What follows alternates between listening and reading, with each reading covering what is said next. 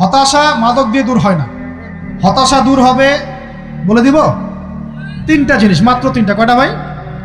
এক, 5 ওয়াক্ত নামাজ। এক কি? নামাজে আপনি অজু করে সেজদা দেন, ইনশাল্লাহ আপনার মনে প্রশান্তি না আসলে আমাকে এসে বলেন যে আসে না। চোখের পানি, মনের আবেগ যা আছে আপনার ভিতরে, কষ্ট, দুঃখ, যন্ত্রণা, সব আল্লাহকে ঢেলে দিবেন ইনশাল্লাহ। নিজের আবেগ ধরে রাখবেন এখানে, আপনি আল্লাহর জন্য ঢেলে দিবেন। মানুষকে আবেগ দেখা কি লাভ? মানুষ আপনার চোখের পানির মর্ম বুঝবে? মানুষ কি মানুষের চোখের পানির মর্ম বুঝে? আপনার পিতা যদি মারা যায়, আমার কাছে এসে দোয়া চান কান্নাকাটি করে, আমি দোয়া করতে পারবো, কিন্তু আমি কিন্তু আপনার ফিলিংসটা বুঝতে পারবো না। আপনার অনুভূতি কে বুঝতে পারবেন? আল্লাহ পাক আপনার ঘাড়ের রগের চেয়েও কাছে আছেন। সুবহানাল্লাহ, সুবহান আল্লাহ পাক ঘাড়ের রগের চেয়ে কাছে আছে। গতকালকে বাংলাদেশের একজন বরেণ্য আলেমের সাথে একটা কনফারেন্সে ছিলাম।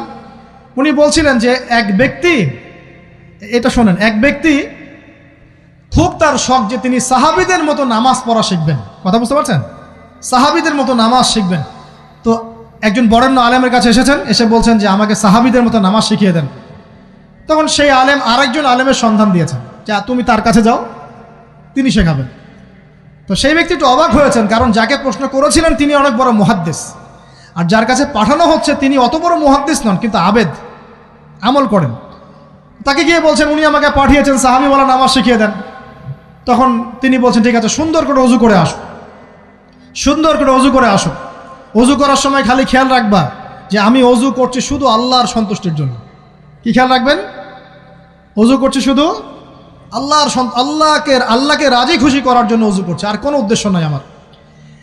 অজু করতে যাচ্ছে, তিনি আবার বলছেন দাঁড়াও, শুধু আল্লাহকে রাজি খুশি করার জন্য অজু করো। আবার শুরু করছেন, আবার বলছেন শোনো, শুধু আল্লাহকে রাজি খুশি করার জন্য অজু করো। এভাবে বলতেই আছেন। নামাজে দাঁড়িয়েছেন, দাঁড়ানোর আগে বলছেন শোনো, শুধু আল্লাহকে রাজি খুশি করার জন্য নামাজ পড়ো। বলতেই আছেন। এক পর্যায়ে সে ব্যক্তি নামাজ শুরু করলো। নামাজে মনোযোগ এদিক ওদিকে যায়, আর তার মাথায় এটা আসে, এই শুধু আল্লাহকে রাজি খুশি করার জন্য আমাকে নামাজ পড়তে হবে, শুধু আল্লাহকে রাজি খুশি করার জন্য নামাজ পড়তে হবে। এই চিন্তা তার মনের মধ্যে ঘুরপাক খাচ্ছে। এভাবে নামাজটা সে শেষ করে চিন্তা করছে যে নামাজ তো পুরোপুরি মনোযোগ দিতে পারলাম না। বারবার মাথার মধ্যে এরকম চিন্তা আসছে, আল্লাহ আমাকে তুমি মাফ করে দাও, নামাজটা আমার মনে হলো না ঠিক মতো। তখন সে ফিরে এসে সে ওস্তাদকে বলছেন আমার তো নামাজ এরকম করে পড়লাম, কিন্তু শেষমেশ মনে হলো যে নামাজটা হয়তো কবুল হয় নাই, আল্লাহর কাছে খুব মাফ চাইলাম, আল্লাহ আমাকে মাফ করে দাও, নামাজটা মনে হলো না। তখন সেই যে প্রথম ব্যক্তি যিনি পাঠিয়েছেন তিনি বলছেন এটাই হলো সাহাবীওয়ালা নামাজ। তারা আল্লাহকে রাজি খুশি করার জন্য নামাজ পড়তেন, নামাজ শেষ করে আল্লাহর কাছে ইস্তেগফার করতেন, আল্লাহ কিছুই হলো না। আমার কথা কি বুঝতে পারছেন? অতএব আল্লাহকে রাজি খুশি করার জন্যে আপনি আপনার আবেগ, আপনার ইবাদত সব ঢেলে দিবেন ইনশাআল্লাহ। অন্য কারো কাছে কিছু পাওয়ার আশা করব। আমাকে আল্লাহ পাঠিয়েছেন দুনিয়াতে নামাজ পড়তে, রোজা রাখতে, দিনের প্রচার করতে, দিনের জ্ঞান অর্জন করতে, এই তো। তা আমি একজন মেয়ের জন্য জীবন নষ্ট করে দিব কেন? আমি তাহলে আল্লাহর কাছে কি মুখ দেখাবো, আর নবীর কাছে কি মুখ দেখাবো? ওখানে গিয়ে বলবো আল্লাহ আমি আমার অমুক প্রেমিকার জন্য আশেক হয়ে একদম জীবন দিয়ে দিয়েছি, আত্মহত্যা করেছি। গেছে ভাই, যাইতে দেন। যে ব্যক্তি আপনার অবস্থানকে মূল্যায়ন করে নাই সে আপনার যোগ্য ছিল না। এখন আপনি কি করবেন? নিজের অবস্থান উন্নত করেন, আপনার পিছনে লাইন ধরে ঘুরবে ইনশাআল্লাহ। এটাই বাস্তবতা। দুনিয়া খুব খারাপ জিনিস। মানুষের অবস্থানকে মূল্যায়ন করে, মানুষের অবস্থানকেই মূল্যায়ন করে, কিন্তু আল্লাহ রাব্বুল আলামিন আপনাকে সর্বাবস্থায় ভালোবাসেন। আলহামদুলিল্লাহ। এই যে আমরা এখন অনেক পাপ করছি না, আল্লাহ কি আমাদেরকে আযাব দিয়ে ধ্বংস করে দিয়েছেন? আল্লাহ পাক এখনো আমাদেরকে ভালোবাসেন, রহম করেন, আল্লাহ পাক অপেক্ষা করছেন কখন তওবা করবে, আমি তওবা কবুল করব। এই কখন আমার বান্দা খালি একবার বলে আস্তাগফিরুল্লাহ, আল্লাহ পাক সাথে সাথে মাফ করে দেবেন ইনশাআল্লাহ। আর সেই আল্লাহকে ভুলে আপনি কার পিছনে ছুটছেন? আমরা কিন্তু নিয়াত করতে পারি ভাই যে আমরা যারা ওয়াজ শুনলাম জীবনে কোনোদিন সিগারেটে হাত দিব না ইনশাআল্লাহ। রাজি আছি ভাই? অন্য বড় বড় জিনিস তো বহুত দূরের কথা। আচ্ছা, অনেকে রাজি হয় নাই কেন? আপনারা কি অলরেডি আসক্ত? আমি অনেক ভাইকে দেখেছি মাশাআল্লাহ ইফতার খুলেই একদম বেনসন টানা শুরু করে। হ্যাঁ, এটা যে হারাম আপনাদের কেউ ওয়াজ করে শোনায় নাই? এটাকে কি মনে করেন আপনারা, হারাম না হালাল?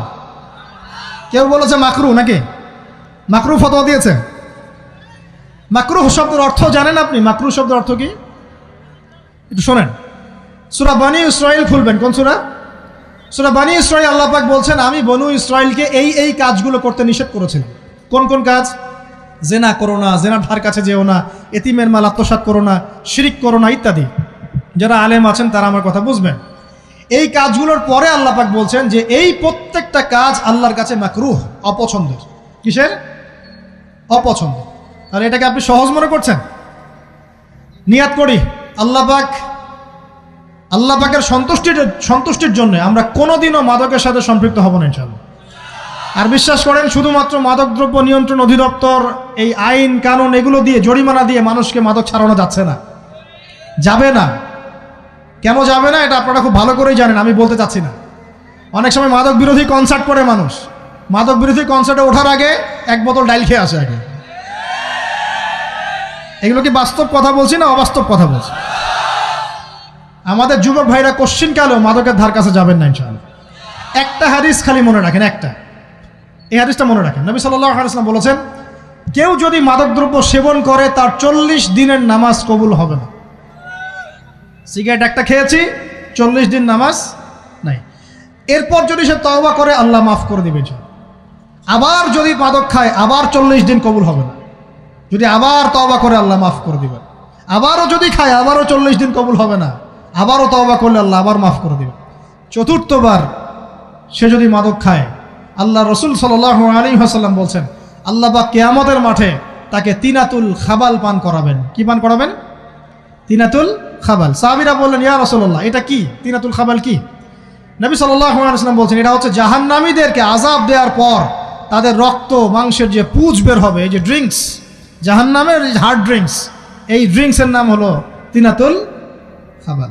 আল্লাহ পাক আমাদের সবাইকে মাদক থেকে বাঁচিয়ে রাখেন। আমল হচ্ছে কোরআন তেলাওয়াত। যে ব্যক্তি কোরআন তেলাওয়াত করতে পারে নিয়মিত, তার মনের মধ্যে এই হতাশা, এই ভীরুতা, এই কাপুরুষতা কিচ্ছু আসবে না ইনশাআল্লাহ। আমি গ্যারান্টি দিচ্ছি আপনাকে, হতাশা আসবেই না আপনার মনে যদি আপনি কোরআন বুঝতে পারেন।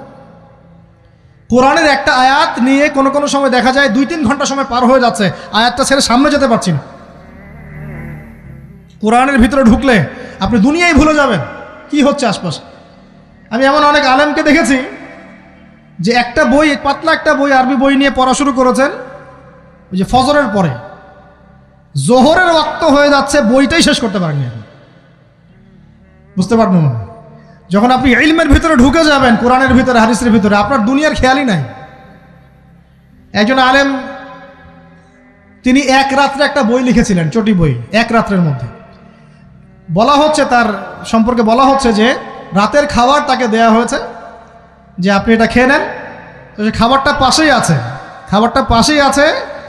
খাবারটা খাবো, এটা লিখে খাবারটা খাবো, এরকম তার চিন্তা ছিল। ফজর হয়ে গেছে, বই লেখাও শেষ, খাবার এই অবস্থায় পড়ে আছে, ডুবে গেছেন ভিতরে, খাওয়ার মাথায় তার খেয়াল নাই। এরকম হয়। একজন মনীষী, বিখ্যাত মনীষী, রিয়াদুস সালেহীন কিতাবের রাইটার, সংকলক আল্লামা নববী রাহিমাহুল্লাহ, এরকম সারা রাত চলে গেছে, পাশে 2টা খেজুর, ওই 2টা খেজুর খাওয়ারই সময় পান। হাদিস নিয়ে গবেষণা করতে রাত পার হয়ে গেছে। আমি বলতে চাচ্ছি, যখন ইলমের ভিতরে, কোরআন হাদিসের ভিতরে ঢুকে যাবেন, আপনার দুনিয়ার খেয়াল আপনার চলে যাবে ইনশাআল্লাহ। এই টেনশন, হতাশা, এই সেই বাদ, তখনই আল্লাহ পাক আপনাকে তার পক্ষ থেকে রহমত দিবেন, বরকত দিবেন, আল্লাহ আপনার দুনিয়ার কাজগুলো করে দিবেন ইনশাআল্লাহ।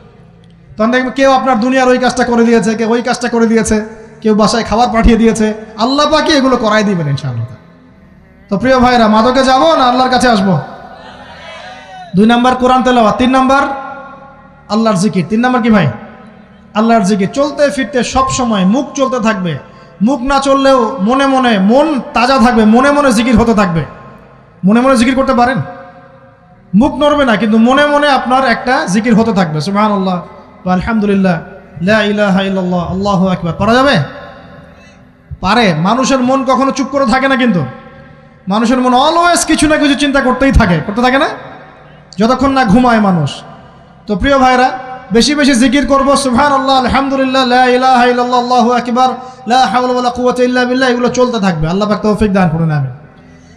আমরা আমাদের সমাজে যুবকদেরকে এরকম টিকটকে দেখছি, অনলাইনে আসক্ত দেখছি, জেনায় আসক্ত দেখছি, পর্নোগ্রাফিতে আসক্ত দেখছি। আমরা দেখছি আমাদের যুব সমাজকে মাদকে আসক্ত, কিশোর গ্যাংয়ে আসক্ত। এইগুলো কি আমাদের কাম্য ছিল ভাই? আমাদের কাম্য ছিল? এই অবস্থায় কি যুব সমাজ আল্লাহ পাকের দ্বীনের পতাকা হাতে নিয়ে আল্লাহর জমিনে দিন কায়েম করতে পারবে কি না একটু আমাকে উত্তর দেন দেখি। এখন এই অবস্থায় পারবে? অতএব অবস্থার উন্নতি করতে হবে কিনা? উন্নতির জন্য রাজি আছি কিনা ইনশাআল্লাহ? আমরা চাই কি আল্লাহ পাকের দিনটা আল্লাহর জমিনে প্রতিষ্ঠা লাভ করুক, আল্লাহর দিন সবার ঘরে ঘরে পৌঁছে যাক, আল্লাহ পাকের দিনের যে সৌন্দর্য সবাই সেটাই, এই সৌরভটা সবাই পাক। আমরা চাই কি না? সমাজে শান্তি প্রতিষ্ঠা হোক, আবার সেই রাসূলের মতো যুগ চলে আসুক, আমরা চাই কি না? অতএব আমাদের সবাইকে যৌবনের এই প্রলোভনগুলো থেকে বেরিয়ে এসে আল্লাহ পাকের ইবাদতে আত্মনিয়োগ করতে হবে। আল্লাহ পাক আমাদের সবাইকে তৌফিক দান করুন, বলি আমিন। আমাদের সবাইকে আল্লাহ রাব্বুল আলামিন কুরআন এবং হাদিসের গভীর জ্ঞান অর্জন করার তৌফিক দান করুন, বেশি থেকে বেশি ইবাদত করার তৌফিক দান করুন। আল্লাহ পাক সবাইকে হারাম সমস্ত রিজিক থেকে বাঁচিয়ে রাখুন, জেনা, ব্যভিচার এবং নারীর ফিতনা, মাদক থেকে আল্লাহ বাঁচিয়ে রাখুন। আল্লাহ পাক আমাদের সবাইকে হালাল রিজিক, হালাল সম্পর্ক যথেষ্ট করে দিন। আল্লাহ পাক আমাদের সবাইকে যেন দিনের দাওয়াতের মেহনত করার তৌফিক দান করেন এবং আলেম ওলামার সাথে পরামর্শ করে দিন শেখার এবং বোঝার তৌফিক দান করেন। যুবতী দিনী বোনদের জন্য, এখানে বোনরা আছেন না? আছেন কি না? দিনী বোনরা আছেন? একটা নসিহত দিনী বোনদের জন্য আমি একটা নসিহত করতে চাচ্ছি, একটা নসিহত। আমার এই একটা নসিহত একটু মন দিয়ে শুনুন প্রিয় দিনী বোন। রাসূলুল্লাহ সাল্লাল্লাহু আলাইহি ওয়াসাল্লাম আমাদের দিনী বোনদের জন্য জান্নাতে যাওয়ার একটা ফর্মুলা বলে দিয়েছেন। আমি কি বলবো সেটা? আচ্ছা, রাসূলুল্লাহ সাল্লাল্লাহু আলাইহি ওয়াসাল্লাম বলেছেন আমাদের দিনী বোনেরা, আমাদের মায়েরা, এই নারী জাতি মাত্র 4টা কাজ করলে জান্নাতের যে কোনো দরজা দিয়ে ইচ্ছা প্রবেশ করতে পারবে ইনশাআল্লাহ। খুশি হন নাই? কয়টা কাজ? মাত্র 4টা। এক, যদি আমাদের দিনী বোনেরা 5 ওয়াক্ত নামাজটা ওয়াক্ত মতো পড়ে, আল্লাহ পাক তৌফিক দান করুন, বলি আমিন। 2 নাম্বার, যদি তারা রমাদান মাসের রোজাটাকে ঠিক মতো আদায় করতে পারে। 1 নাম্বার 5 ওয়াক্ত নামাজ ঠিকঠাক আদায় করা, 2 নাম্বার রমজান মাসের সাওম রাখা, 3 নাম্বার তাদের লজ্জাস্থানের হেফাজত করা, মানে শরঈ পর্দা মেনটেন করা, শরঈ পর্দা মেনটেন করা। এবং আমি বলে দেই, চেহারাটা আপনাদের পর্দার অন্তর্ভুক্ত। এটা নিয়ে অনেক বাকবিতণ্ডা হয় না সমাজে, চেহারা দেখানো যাবে কি যাবে না ইত্যাদি। চেহারা আপনার পর্দার অন্তর্ভুক্ত বিষয়, ফুল স্টপ। এর উপরে ফতোয়া অনেকে অনেকভাবে দিচ্ছে, কিন্তু বরেণ্য উলামায়ে কেরামের কিতাবগুলো ঘাটাঘাটি করেন, তাদের ফতোয়া হচ্ছে চেহারা আপনার পর্দার অন্তর্ভুক্ত বিষয়, চেহারা ঢেকে রাখবেন, আল্লাহ পাক তৌফিক দান করুন। চোখ থাকবে খোলা, ঠিক আছে। 4 নাম্বার, স্বামীর আনুগত্য করতে হবে। স্বামীর আনুগত্য, এই যে আনুগত্য শব্দ শুনলেই মানুষের একটা মানে নেগেটিভ ধারণা তৈরি হতে পারে। স্বামীর আনুগত্য মানে কি আমি তার দাসত্ব করব? আনুগত্য মানে, প্রিয় দিনী বোন, আনুগত্য মানে দাসত্ব নয়। আনুগত্য মানে কোরআন সুন্নাহর যে বিধানগুলো আপনার স্বামী আপনাকে পালন করতে বলবে, আপনি সেগুলো করবেন, আপনি করতে বাধ্য। কিন্তু স্বামী যদি কোরআন সুন্নাহর বাইরে কিছু করতে বলে, সেটা মানতে আপনি বাধ্য নন। স্বামী যদি আপনাকে বলে যে সুদ খাও, এই সুদি এনজিওতে আসো, নাম লেখাও। স্বামী যদি আপনাকে বলে যে আসো বেপর্দায় বাইরে যাই, সাজুগুজু করে বের হও, চলো ঘুরে আসে বেপর্দায়। স্বামী যদি বলে দেবরকে একটু খাবারটা দিয়ে আসো, আমার অফিসের কলিগ আসছে, খাবার পরিবেশন করো, আসো ডাইনিংয়ে আসো। এই যে হারাম কাজ, বেপর্দার আদেশ করছে, সুদের আদেশ করছে, আপনি সেগুলো পালন করবেন না। কিন্তু হালাল বৈধ যে কোনো বিষয় আপনি স্বামীর আনুগত্য করবেন, এটা আপনার উপর ফরজ। এই 4টা কাজ যদি আপনি করতে পারেন, জান্নাতের যে কোনো দরজা দিয়ে ইচ্ছা আপনি প্রবেশ করতে পারবেন ইনশাআল্লাহ। আল্লাহ পাক আমাদের দিনী বোনদেরকে এই 4টা কাজ করার তৌফিক দান করুন। আমাদের সবাইকে আল্লাহ পাক জান্নাতের জন্য কবুল করুন, বলি আমিন।